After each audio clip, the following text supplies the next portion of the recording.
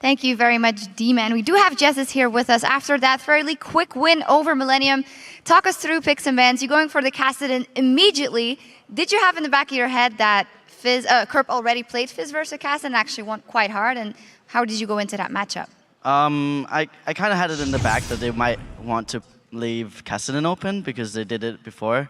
But I don't know. I felt confident even though they won the last Fizz against Kassadin matchup. So for me, it was just get Kassadin, the game was won. So this is how it is. Like, Kassadin is super broken. It's like the only champion right now is super broken. Well, it took you a long time to get to that point. Let's be fair. The rest of your lanes were doing very well. Talk me through some of the early game decision making, because N-Rated was roaming. We've seen him on Thresh. It's not something we see him play too often. You guys had a lot of movements in the early game. Why was that?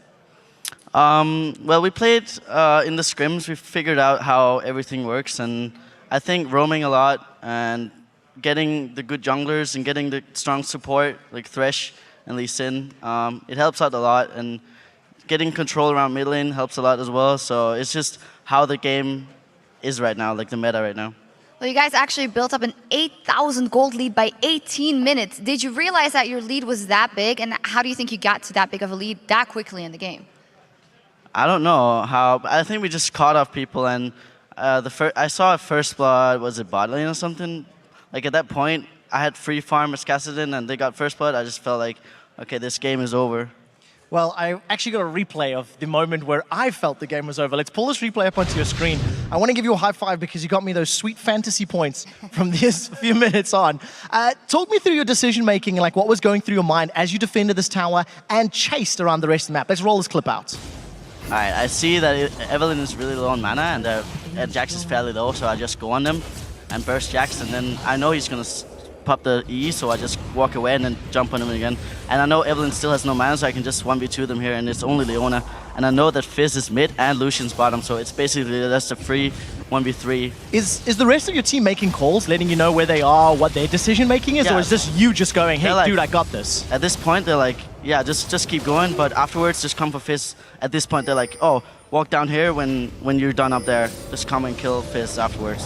So you managed to pick up the kill there onto J-Ree. You do manage to pick up the kill onto Kerp at the end as well. This, to me, was just the game-defining minute. As a last question, how did you then proceed to actually finishing the game as a team? Because you played a little hesitant at some points. So talk me through decision-making.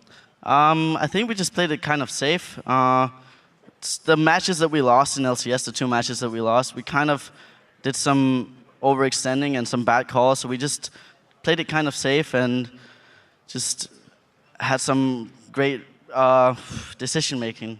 You know. And a great champion pick there in Kassadin, of course. Congratulations on a great game, Jesses. We'll take a brief break and we'll be right back with Super Hot Crew versus Fnatic. But before we resume the LCS, check out some of the LCS off-Rift action between our teams as they tried competing in an entirely different sport.